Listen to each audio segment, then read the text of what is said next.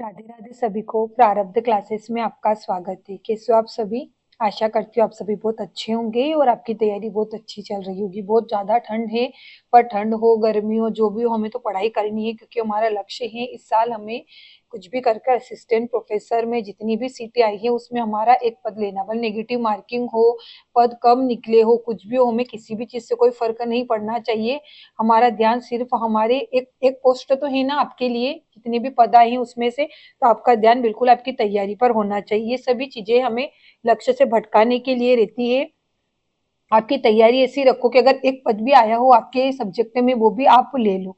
तो इस क्लास में हम मध्य प्रदेश असिस्टेंट प्रोफेसर के लिए पेपर 1 की तैयारी कर रहे हैं, जिसमें हम मध्य प्रदेश सामान्य ज्ञान पढ़ रहे हैं, कंप्लीट एमपीजी के, जिसमें आज हम मध्य प्रदेश का भौगोलिक विभाजन पढ़ेंगे। ये जो क्लासें हैं ये मध्य प्रदेश की सभी भर्ती परीक्षाएं, चाहे वो एमपीपीएससी हो, एमपीएसआई हो, मध्य प्रदेश पुलिस कांस्टेबल हो, एएसआई हो, पटवारी हो, आईटीआई टीओ हो, यानी कि जितनी भी परीक्षाएं मध्य प्रदेश में आयोजित की जाती है उन सभी में आपने देखा होगा मध्य प्रदेश का वेटेज अच्छा खासा रहता है। कभी कभी बहुत आसान प्रश्न भी पूछ लिए जाते हैं, कभी कभी बहुत कठिन प्रश्न भी पूछ लिए जाते हैं, पर सबसे ज्यादा एमपीजीके का वेटेज किसी परीक्षा में रहता है तो एमपीपीएससी असिस्टेंट प्रोफेसर में, ये एमपीपीएससी की जो अदर एग्जाम रहती है उनमें। कि हम देखा होगा पेपर 1 पूरा ही 50 प्रश्न मध्य प्रदेश सामान्य ज्ञान के ही पूछे जाते हैं।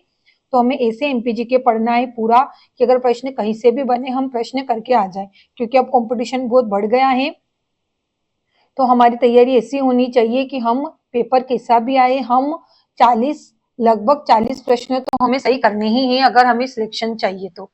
आज हमारी चौथी क्लास है, यानी कि हमने 3 क्लासें कंप्लीट कर ली हैं, जिसमें हमने पहले मध्य प्रदेश का सामान्य परिचय पढ़ा था, फिर हमने मध्य प्रदेश के प्रतीक चिन्ह पढ़े, फिर मध्य प्रदेश का हमने गठन पढ़ा, और आज हम मध्य प्रदेश का विभाजन पढ़ेंगे। यानी कि हमारी बिल्कुल topic wise systematic line by line क्लासें चल रही है। जो ये क्लास है इसके पीछे आपको हल्की सी इमेज दिख रही होगी, ये भगवान पशुपतिनाथ का जो मंदिर है हमारे मध्य प्रदेश के मंदसौर जिले में, उसी की इमेज मैंने रखी है, क्योंकि अगर हम मध्य प्रदेश सामान्य ज्ञान पढ़ रहे हैं तो हमें हमारे क्षेत्र के ही क्षेत्र का ही चित्र रखना चाहिए। और यहाँ पर आपको हल्का सा भगवान पशुपतिनाथ की मूर्ति दिख रही होगी, पर मैंने बहुत ब्लर रखा है ताकि आपको थंबनेल पर सभी चीजें सामान्यतः दिखाई दे। तो हमने कल की क्लास में मध्य प्रदेश का गठन पढ़ा था, जिसका हम एक शॉर्ट क्विक रिवीजन करते हैं ताकि आपको पता चले कि हमने क्या पढ़ा था, क्योंकि आपको हमेशा एक ही रखना है कि अगर आज आप जो भी पढ़ो कल का हमेशा आपको रिवीजन करना है ताकि आप भूलो ना। तो हमने पढ़ा था मध्य प्रदेश का गठन। तो हमने मध्य प्रदेश की 3 स्थिति देखी थी, 1947 की स्थिति, 1956 की स्थिति और 2000 की वर्तमान की स्थिति। तो जब हम 1 नवंबर 1900 मध्य प्रदेश जब स्वतंत्र हुआ था 1947 को, तब भारत 2 भागों में बचा था। फिर जब मध्य प्रदेश 1 नवंबर 1956 को जब मध्य प्रदेश का गठन हुआ, तब मध्य प्रदेश में 43 जिले थे और कितने 8 संभाग थे, है ना। कितने थे? 8 संभाग थे। आपको दिखाई दे रहा है इस पे? हाँ ठीक है, दिख रहा है ना। 8 संभाग थे, है ना, क्योंकि फिर मैं लिख दूं कट गया हो तो। 8 संभाग थे, अपन थोड़ा इधर ले लेते। फिर 1 नवंबर जब 2000 1 नवंबर अरे नवंबर 1 नवंबर 2000 को जब मध्य प्रदेश का पुनर्गठन हुआ, तब मध्य प्रदेश में 45 जिले और 9 संभाग रह गए। ठीक है, ये आपको ऐसे लाइन बाय लाइन एक, आप जब है ना डिटेल नोट्स भी बनाए और उन्हीं की समरी भी बनाना है आपको, है ना। फिर वर्तमान मध्य प्रदेश में 55 जिले हैं और 10 संभाग है ना। कितने? 10 संभाग।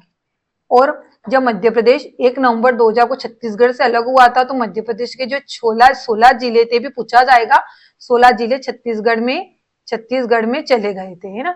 उसके बाद मध्य प्रदेश कौन सा, छत्तीसगढ़ भारत का कौन सा राज्य बना था? 26वां राज्य बना था, मैंने कल आपको डिटेल में पढ़ाया। उसके बाद 55 जिले में जो 55वां जिला बना है कौन सा बना? हमारा मेहर बना। 54वां जिला बना हमारा पांडुर्णा, और हमारा 53वां जिला बना रीवा, जिसे सफेद शेरों की भूमि भी कहा जाता है। उसके बाद मध्य प्रदेश जब 1947 में जब मध्य प्रदेश था, मध्य प्रदेश के 3 हिस्से थे, है ना। पार्ट 4 हिस्सों में मध्य प्रदेश का बटा हुआ था, जिसमें था part A, part B part C, और भोपाल स्वतंत्र राज्य भोपाल, भोपाल एक स्वतंत्र राज्य बना। अब पार्ट ए में, पार्ट बी में, पार्ट सी में क्या विशेषताएं थी? पार्ट ए 15 रियासतों से मिलकर बना था।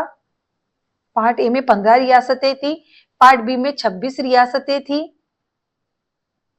अरे रियासतें थी, ये क्या मैं लिख गई? रियासतें है ना, रियासतें थी। और जो पार्ट सी था उसमें 38 रियासतें थी, है ना, 38 रियासतें थी। उसके बाद जो पार्ट ए था, इसकी राजधानी क्या थी? नागपुर।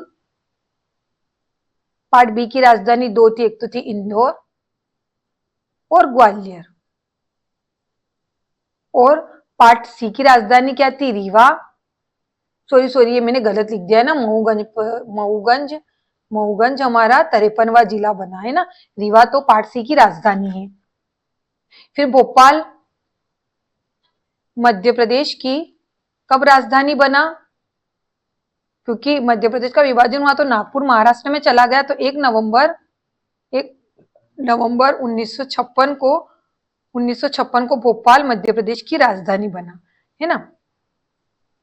और 1972 को यह मध्य प्रदेश का जिला बना, क्योंकि 1972 से पहले जो भोपाल था यह सीहोर जिले की तहसील था, है ना।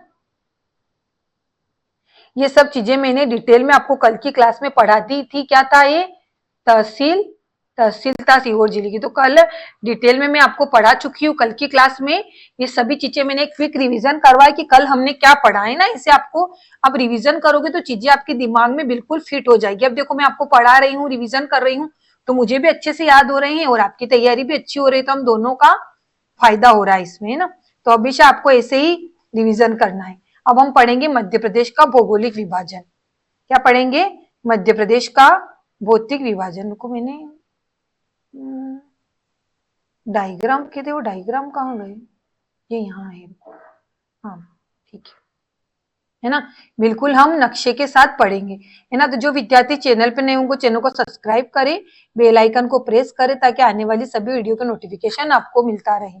मध्य प्रदेश का भौगोलिक विभाजन, अब मैंने जितने भी पॉइंट रखे सभी महत्वपूर्ण है, तो नोट्स बनाकर आपको नोट करना है चीजें, है ना। आपको ऐसे ही नोट्स बनाने, मेरे खुद के नोट्स से मैं आपको पढ़ा रही हूँ। जो मैंने बुक्स वाली वीडियो बनाई थी उसमें मैंने खुद के नोट्स भी आपको बताए थे। तो 1 नवंबर 2000 तक मध्य प्रदेश में भौतिक प्रदेश, मध्य प्रदेश जो भौतिक प्रदेश थे, मध्य प्रदेश के पुनर्गठन के बाद 7 भौतिक प्रदेश हो गए। तो मध्य प्रदेश का जो पुनर्गठन हुआ 1 नवंबर 2000 को, तब मध्य प्रदेश में 7 भौतिक प्रदेश हो गए। मध्य प्रदेश के विभाजन के बाद जो 2 भौतिक प्रदेश महानदी बेसिन और दंडकारण्य, ये छत्तीसगढ़ में चले गए। यानी जो मध्य प्रदेश का विभाजन हुआ तो मध्य प्रदेश के जो 2 भौतिक प्रदेश थे वो महानदी बेसिन और दंडकारण्य छत्तीसगढ़ में चले गए। तो प्रश्न पूछा जाएगा कि मध्य प्रदेश का जब विभाजन हुआ तो मध्य प्रदेश के कौन से 2 भौतिक प्रदेश छत्तीसगढ़ में चले गए? विकल्प बहुत सारे रहेंगे, तो आपको ध्यान रखना है कि महानदी बेसिन और दंडकारण्य छत्तीसगढ़ में चले गए। और वर्तमान में मध्य प्रदेश में 7 भौतिक प्रदेश है। कितने हैं? 7 भौतिक प्रदेश है। संपूर्ण मध्य प्रदेश दक्षिण के पठार का भाग है। किसका भाग है? संपूर्ण मध्य प्रदेश दक्षिण के पठार का भाग है। ये आपको ध्यान रखना है ना।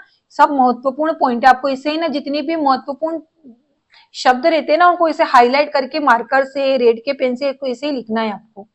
तो संपूर्ण मध्य प्रदेश दक्षिण के पठार का भाग माना जाता है। भौतिक संरचना की दृष्टि से प्रायद्वीपीय पठार का उत्तरी भाग मध्य प्रदेश के अंतर्गत आता है। तो कौन सा भाग मध्य प्रदेश के अंतर्गत आता है? प्रायद्वीपीय पठार का जो उत्तरी भाग है यह मध्य प्रदेश के अंतर्गत आता है। उसके बाद मध्य प्रदेश के वर्तमान में कुल 7 भौतिक प्रदेश में विभाजित किया गया है तथा मुख्य रूप से मध्य प्रदेश के प्राकृतिक संरचना 3 भागों में विकृत है। अब आपको ध्यान रखना है कि मध्य प्रदेश के प्राकृतिक संरचना कितने भागों में? 3 भागों में है। और मध्य प्रदेश के भौतिक प्रदेश कितने हैं? 7 है ना, इसलिए मैंने दोनों को हाईलाइट किया है। प्राकृतिक संरचना 3 भागों में है और भौतिक प्रदेश कितने भागों में है? 7 भागों में है। ये दोनों चीजें आपको इसे याद रखनी है ना, क्योंकि आप कंफ्यूज हो जाओगे। अब मध्य प्रदेश का विभाजन, तो मध्य प्रदेश का भौतिक विभाजन 3 प्राकृतिक भागों में हुआ। यहाँ लिखा ना कि 3, देखो यहाँ लिखा है कि 3 प्राकृतिक संरचनाओं में विकृत किया गया। तो कौन कौन सी 3 प्राकृतिक संरचनाएं? एक है मध्य उच्च प्रदेश, सतपुड़ा श्रेणी और पूर्वी का पठार या पूर्वी पठार या बघेलखंड का पठार, है ना। तो मध्य उच्च भूमि, सतपुड़ा श्रेणी और पूर्वी पठार या बघेलखंड का पठार। अब मध्य उच्च भूमि में कौन कौन से पठार आते हैं? मध्य उच्च भूमि में आते हैं मध्य भारत का पठार, बुंदेलखंड का पठार, मालवा का पठार, रीवा पन्ना का पठार और नर्मदा घाटी। कौन कौन सा आते हैं? मध्य भारत का पठार आता है, बुंदेलखंड का पठार आता है, मालवा का पठार आता है, रीवा पन्ना का पठार और नर्मदा घाटी। ये सभी भाग मध्य उच्च प्रदेश के हिस्से हैं। सतपुड़ा श्रेणी में पश्चिमी श्रेणी राजपीपला, मध्य श्रेणी महादेव पहाड़ी, पूर्वी श्रेणी मेकाल श्रेणी। ये सतपुड़ा श्रेणी, इनकी सतपुड़ा जो पर्वत श्रृंखला है उनमें तीनों ये पहाड़ियां हम पढ़ेंगे, तीनों श्रेणियां पढ़ेंगे और ये तीनों मध्य उच्च प्रदेश है, जिस प्रदेश में हमें ये 5 पठार पढ़ेंगे। फिर पूर्वी पठार में बघेलखंड क्षेत्र हम पढ़ेंगे। अब देखो मैंने बिल्कुल नक्शा यहाँ पर रखा है ताकि हमें नक्शे से समझ में आ जाए। मध्य भारत का पठार ये रहा, यहाँ से इतना मध्य भारत का पठार है ना, ये ऊपर ऊपर। फिर है बुंदेलखंड का पठार और ये पूरा यहाँ से यहाँ तक हमारा ये मध्य प्रदेश का नक्शा है ना, आपको ये भी पता होना चाहिए। और ये बुंदेलखंड का पठार है। फिर ये रीवा पन्ना का पठार है इधर, उसके बाद ये बघेलखंड का पठार है, ये सतपुड़ा पर्वत श्रृंखला है, फिर नर्मदा घाटी, मालवा का पठार, ये सब हमारे। तो देखो मध्य उच्च भूमि है ना, यहाँ पे देखो ये मध्य उच्च भूमि है। तो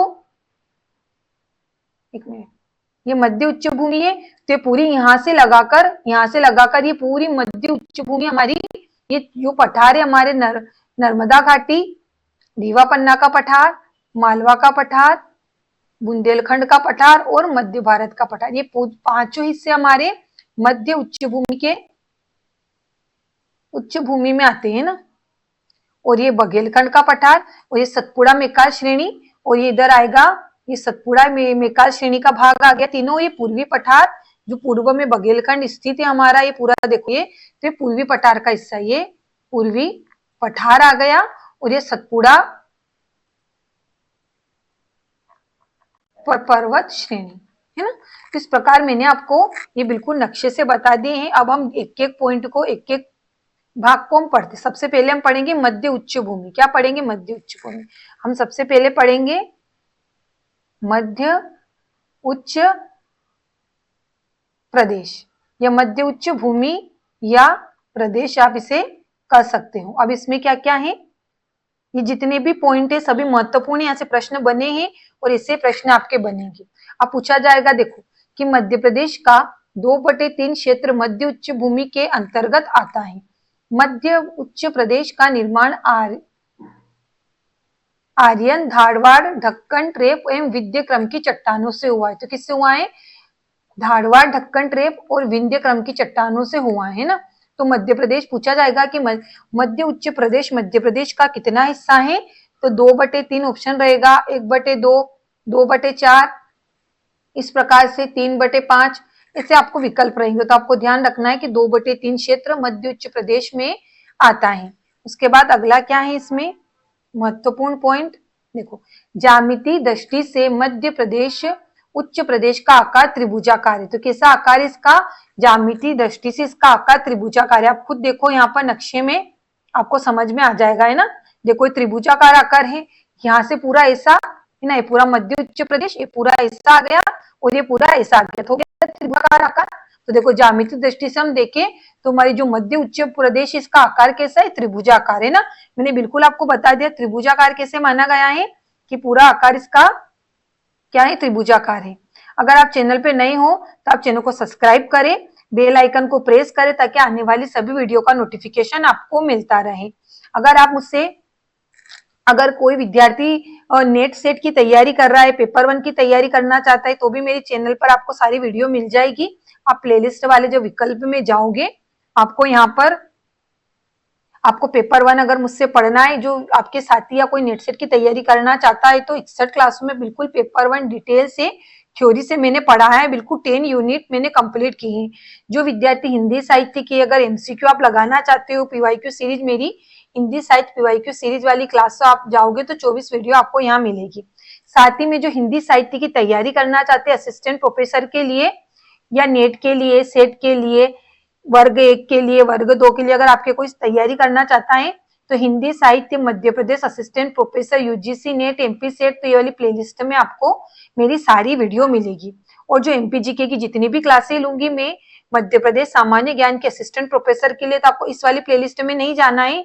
ये प्लेलिस्ट मैंने अलग से बना दी है MP GK assistant professor, MPPSC, MPSI, MPSI इनके लिए ना। तो आपको इस वाली प्लेलिस्ट में ये सारी वीडियो मिल जाएगी, जिसमें आपको सिलेबस की वीडियो भी मिल जाएगी, डिटेल सिलेबस की वीडियो मिलेगी, है ना, बुक्स की वीडियो मिलेगी, सारी वीडियो आपको इस वाली प्लेलिस्ट में मिल जाएगी। तो मैंने आपको चैनल के बारे में सारी जानकारी दे दी। अब हम पढ़ना शुरू करते हैं ना। तो जो विद्यार्थी चैनल पे नए, वो चैनल पर जाकर चैनल को सब्सक्राइब करें, ताकि आपको आने वाली सभी वीडियो का नोटिफिकेशन मिलता रहे। 1 मिनट है ना, मैं ओपन कर लूं, कभी कभी इसमें समस्या आ जाती है ना। तो अब हम पढ़ना शुरू करते हैं। तो बता दिया ना, इसकी त्रिभुजाकार आकृति क्यों है ज्यामिति से, क्योंकि आप खुद देखिए कि जितने भी मध्य उच्च प्रदेश है, यहाँ से अपन हम देखें तो त्रिभुजाकार इसका नक्शा बन जाता है। अब हम अगला पॉइंट इसका पढ़ते हैं ना। तो पूछा जाएगा कि ज्यामिति दृष्टि से मध्य उच्च प्रदेश का आकार कैसा है, त्रिभुजाकार है, आयताकार है, पंचभुजाकार है, वर्गाकार है, तो कैसा है, त्रिभुजाकार है। देखो मैंने बिल्कुल हाईलाइट करके लिखा है। मध्य उच्च प्रदेश का विस्तार नर्मदा सोन घाटी की उत्तरी भाग तक है। किधर है, नर्मदा सोन घाटी के उत्तरी भाग तक, नर्मदा सोन घाटी के उत्तरी भाग तक है। तो पूछा जाएगा कि मध्य उच्च प्रदेश का विस्तार कहाँ तक है, नर्मदा सोन घाटी, गंगा यमुना बेसिन है ना, रीवा पन्ना का पठार तक, तो नर्मदा सोन घाटी तक इसका विस्तार है। इसके बाद अब मध्य उच्च प्रदेश की क्या क्या विशेषताएं हैं वो हम डिटेल में पढ़ते हैं कि हमारे मध्य उच्च प्रदेश की क्या क्या विशेषताएं हैं। आपको समझ में तो आ रहा है ना मैं जो पढ़ा रही हूँ आपको। अगर ऐसे ही आप नोट करोगे, नोट्स बनाकर, तो आपको चीजें याद करने में भी आसानी होगी और समझने में भी आसानी होगी।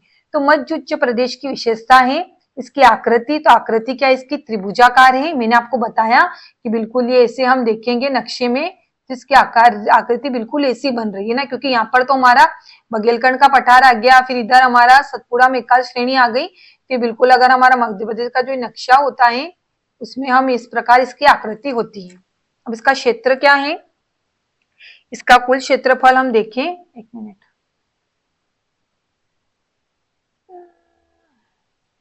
यह प्रदेश के कुल क्षेत्रफल का 2/3 यानी कि सबसे बड़ा भौगोलिक भाग है। तो आपसे पूछा जाएगा कि मध्य प्रदेश के जो 3 प्राकृतिक भाग है उसमें सबसे बड़ा भौगोलिक भाग कौन सा है, तो सबसे बड़ा भौगोलिक भाग है मध्य उच्च प्रदेश। क्योंकि आप देखिए नक्शे में, हम नक्शे से ही पढ़ेंगे पूरा, तभी हमें चीजें याद होगी। आप देखिए कि मध्य प्रदेश का जो 2/3 हिस्सा, यानी कि मध्य प्रदेश को 2 भागों में बांटा गया है। जो 2/3 जो हिस्सा है मध्य प्रदेश का, ये 2/3 हिस्सा पूरा मध्य उच्च प्रदेश में आ रहा है। आप खुद देखिए ये सबसे बड़ा, अब देखो बघेलखंड का पठार तो इतना सा हिस्सा आ गया, फिर सतपुड़ा मेकाल श्रेणी तो इतने से आ गई, सतपुड़ा पर्वत जो हमारी फैली हुई है, और ये बचा मध्य प्रदेश का आधे से जो ज्यादा हिस्सा है यहाँ पर, ये पूरा। आप 2/3 कैसे देखो, मध्य प्रदेश 2 भागों में बटेगा, तो 2 भाग तो हो गए, और 2 से ज्यादा भाग जो थे, वो जो 1/4 भाग है मध्य प्रदेश का, 1 ये भाग इन दोनों में बटा हुआ है। तो मध्य प्रदेश का 2/3 हिस्सा तथा मध्य प्रदेश का जो सर्वाधिक सबसे बड़ा भौतिक प्रदेश है वही, क्योंकि सबसे ज्यादा भाग इसी के, आप देखिए मालवा का पठार, मध्य भारत का पठार, बुंदेलखंड का पठार, रीवा पन्ना का पठार, नर्मदा सोन घाटी, ये सभी इसी मध्य उच्च प्रदेश के हिस्से हैं, है ना। तो इसे आप मैंने नक्शा इसलिए रखा ताकि हमें समझ में तो आए कि हम पढ़ क्या रहे हैं। नक्शे से क्या एकदम बिल्कुल माइंड में चीजें क्लियर हो जाती है। अब अगला इसकी अवस्थिति क्या है, ये नर्मदा सोन घाटी के उत्तर में और अरावली पर्वत के पूर्व में स्थित है। अब कैसे, ये नर्मदा सोन घाटी के उत्तर में, यानी कि देखो हमारा ये नक्शा है ना, अब हम देखा होगा इधर नर्मदा सोन घाटी बेरी है, तो नर्मदा सोन घाटी के तो यहाँ उत्तर में आ गया, और जो अरावली पर्वत श्रृंखला है हमारी, अब आप यहाँ जाएंगे तो हमारा राजस्थान, हमारे देखो मैं आपको नक्शे से बताऊं कि इसकी स्थिति क्या है। अब यहाँ नक्शे में देखिए, ये हमारा यहाँ पर ये पूरा राजस्थान आएगा, है ना, ये राजस्थान है। तो राजस्थान तो यह अरावली पर्वत राजस्थान में है, ये अरावली यहाँ गई, तो अरावली की स्थिति में तो अरावली के तो ये इधर पूर्व में आ जाएगा ये ना। अब राजस्थान का ये पूर्वी हिस्सा है, क्योंकि अगर राजस्थान को आप पढ़ोगे तो राजस्थान का पूर्वी राज्य मध्य प्रदेश आता है ना, तो अरावली के तो पूर्व में आ गया, और यहाँ से नर्मदा सोन घाटी, तो नर्मदा नदी यहाँ निकल रही, तो नर्मदा के यह उत्तर में आ गया है ना, तो नर्मदा के उत्तर में तथा अरावली के पूर्व में यह स्थित है ना। तो आप समझ में आ गया आपको कि यह नर्मदा के उत्तरी क्षेत्र में, अब देखो हम यहाँ बना लेते हैं। अब इधर अरावली आ गई हमारी, अरावली पर्वत श्रृंखला आ गई है ना, ये राजस्थान आ गया है ना, ये हमारे पूरी 4 दिशाएं हैं। उसके बाद यहाँ पे नर्मदा सोन घाटी ऐसे बह रही है, नर्मदा सोन घाटी। तो ये हमारा पूरा यहाँ पर मध्य उच्च प्रदेश है पूरा ये। तो अब ये देखोगे तो यहाँ पर ये इसके उत्तरी भाग में आ जाएगा है ना। वो जो अरावली पर्वत इधर आ गए तो आप देखोगे राजस्थान के इधर पूर्वी है, तो पूर्वी क्षेत्र आ जाएगा और ये उत्तरी क्षेत्र आ जाएगा। तो नर्मदा घाटी के उत्तर में है ना, उत्तर में तथा अरावली के पूर्व में स्थित है। तो मैंने दोनों आपको डायग्राम से समझा दी। अब अगला है पर्वत श्रेणियां। तो इसमें कौन कौन सी पर्वत श्रेणियां है? विंध्याचल पर्वत श्रेणी इसी भाग का प्रमुख हिस्सा है। इसकी सबसे ऊंची जो चोटी है वह सिद्ध बाबा की शिखर है। तो आपसे पूछा जाएगा कि ये मध्य उच्च भूमि का सबसे ऊंची चोटी क्या है? सिद्ध बाबा की चोटी है ना। सिद्ध बाबा की चोटी मध्य उच्च भूमि के सबसे आएगा सिद्ध बाबा की चोटी, जिसमें दमोह कहाँ स्थित है? दमोह में स्थित है।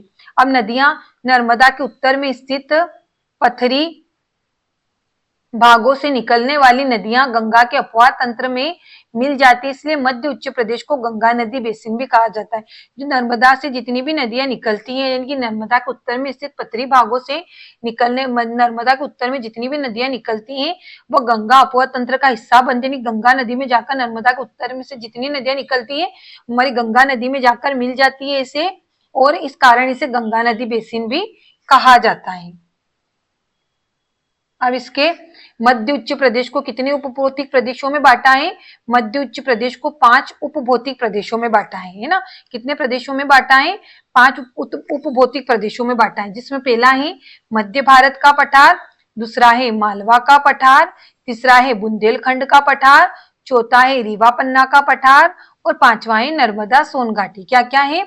मध्य भारत का पठार आएगा, मालवा का पठार जो मध्य उच्च प्रदेश का सबसे बड़ा हिस्सा है मालवा का पठार, फिर बुंदेलखंड का पठार, रीवा पन्ना का पठार और नर्मदा सोन घाटी है ना, नर्मदा सोन घाटी। तो ये हमारे मध्य प्रदेश, मध्य उच्च प्रदेश को इन 5 उप प्रदेशों में बांटा गया है। ठीक है, तो किन किन उप प्रदेशों में बांटा गया है? इन्हें इन 5 उप प्रदेशों में बांटा गया है। तो हमने क्या देखा कि मध्य प्रदेश के मध्य उच्च भूमि को अब 5 उप प्रदेशों में बांटा गया है, और यह नर्मदा के उत्तर में स्थित है। इससे जो पथरीली नदियां हैं वो नदियां गंगा अपवाह तंत्र में मिल जाती है, इस कारण मध्य उच्च प्रदेश को क्या कहा जाता है? गंगा नदी बेसिन भी कहा जाता है। अब पर्वत श्रेणियों में विंध्याचल पर्वत श्रेणी इसी का हिस्सा है, और सबसे ऊंची चोटी क्या है? यहाँ की सिद्ध बाबा की चोटी। प्रश्न बनेगा कि मध्य उच्च प्रदेश की सबसे ऊंची चोटी क्या है? सिद्ध बाबा, जिसकी लंबाई क्या है? 752 मीटर, और कहाँ स्थित है? दमोह जिले में स्थित है। कहाँ स्थित है?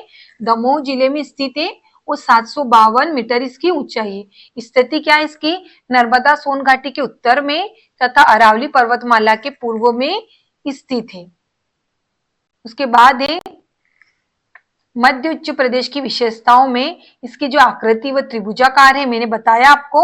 और यह मध्य प्रदेश के कुल क्षेत्रफल का 3,08,252 क्षेत्रफल जो मध्य प्रदेश का है उसके क्षेत्रफल का 2/3 भाग है, क्योंकि आपने देखा होगा कि सबसे बड़ा हिस्सा इसी का है। ज्यामिति दृष्टि से अगर देखा जाए तो इसका आकार त्रिभुजाकार है, और मध्य उच्च प्रदेश का विस्तार नर्मदा सोन घाटी के उत्तर तक है ना। देखा होगा आपने, नर्मदा सोन घाटी के उत्तर तक है। यह मध्य प्रदेश के 2/3 क्षेत्र में फैला हुआ है, तथा इसे आयरन धारवाड़ का ढक्कन ट्रेप की विंध्य क्रम की चट्टानों से इसका निर्माण होता है। देखिए इसकी त्रिभुजाकार आकृति तथा उत्तर में इसकी सीमा का निर्धारण ये नर्मदा सोन घाटी नदी के द्वारा किया जाता है।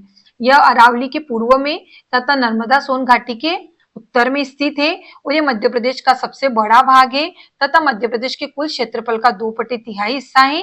इसके 5 उप प्रदेश है, जिसमें है नर्मदा घाटी, मालवा का पठार, रीवा पन्ना का पठार, बघेलखंड का पठार, मध्य भारत का पठार, और ये 5 आ जाएंगे ना। अब जब हम एक एक पठार को डिटेल में कल की क्लास में पढ़ेंगे, जिसमें हम सबसे पहले पढ़ेंगे मध्य भारत का पठार, फिर हम पढ़ेंगे बुंदेलखंड का पठार पढ़ेंगे। और आप खुद देखिए, देखो मालवा का पठार है, यह मध्य उच्च प्रदेश का, देखो मध्य प्रदेश पठारी भागों भौतिक प्रदेशों में सबसे बड़ा भाग कौन सा है? मध्य प्रदेश का। मध्य प्रदेश में सबसे बड़ा भाग है मध्य उच्च प्रदेश का, और मध्य उच्च प्रदेश में भी सबसे बड़ा पठार कौन सा है? मालवा का पठार। आप देखिए कितना बड़ा हिस्से में फैला हुआ है। तो मैं जब आपको मालवा का पठार पढ़ाऊंगी डिटेल में बिल्कुल डायग्राम से समझा दूंगी। तो हमने देखा कि मध्य प्रदेश की भौतिक संरचना 3 भागों में है। पहला मध्य उच्च प्रदेश, सतपुड़ा श्रेणी और पूर्वी पठार बघेलखंड। अब मध्य उच्च प्रदेश में मध्य भारत का पठार, बुंदेलखंड का पठार, मालवा का पठार, रीवा पन्ना का पठार और नर्मदा घाटी। सतपुड़ा श्रेणी में पश्चिमी श्रेणी में राजपीपला की पहाड़ी, मध्य श्रेणी में महादेव श्रेणी और पूर्वी पठार में मेक्काल श्रेणी। उसके बाद हम देखते हैं कि मध्य प्रदेश की वर्तमान में कुल 7 भौतिक प्रदेश हैं, विभक्त किया गया है तथा मुख्य प्राकृतिक संरचना 3 भागों में बांटी गई है। संपूर्ण मध्य प्रदेश किसका भाग है? दक्षिण के पठार का भाग है। भौतिक संरचना की दृष्टि से प्रायद्वीपीय पठार का उत्तरी भाग मध्य प्रदेश के अंतर्गत आता है। उसके बाद है मध्य प्रदेश का विभाजन 2 भौतिक प्रदेशों में किया। मध्य प्रदेश के जो 2 भौतिक प्रदेश है, महानदी बेसिन और दंडकारण्य छत्तीसगढ़ में चले गए, इसलिए वर्तमान मध्य प्रदेश में 3 भौतिक प्रदेश रह गए। 1 नवंबर जब 2000 को मध्य प्रदेश का गठन हुआ था तो उस समय मध्य प्रदेश में 7 भौतिक प्रदेश थे। तो मैंने आपको डिटेल से मध्य प्रदेश का भौगोलिक विभाजन पढ़ा दिया है। आपको कैसा लगा? आपको बिल्कुल जैसे मैंने पढ़ाया है, अगर आप वैसे ही नोट्स बना के रिवीजन करोगे तो आपको चीजें लंबे समय तक याद रहेगी ना। देखो मैंने बिल्कुल कम समय में आपको डिटेल से मध्य प्रदेश का भौगोलिक विभाजन पढ़ा दिया है। तो जिन विद्यार्थियों ने पुरानी क्लासें नहीं ली हो वो चैनल पर जाकर ले, ताकि आपको समझ में आए कि हमने आज क्या पढ़ा है ना, नहीं तो आपको समझ में नहीं आएगा। और जो विद्यार्थी चैनल पर नए हैं वो चैनल को सब्सक्राइब करें, बेल आइकन को प्रेस करो। सभी विद्यार्थियों को कमेंट बॉक्स में राधे राधे लिखना है। अगर आपका कोई डाउट रहता है तो आप कमेंट बॉक्स में मुझे कमेंट करें, मैं सभी विद्यार्थी के कमेंट का जवाब देती हूँ। ठीक है, तो अब हम मिलेंगे अगली क्लास में। धन्यवाद, राधे राधे।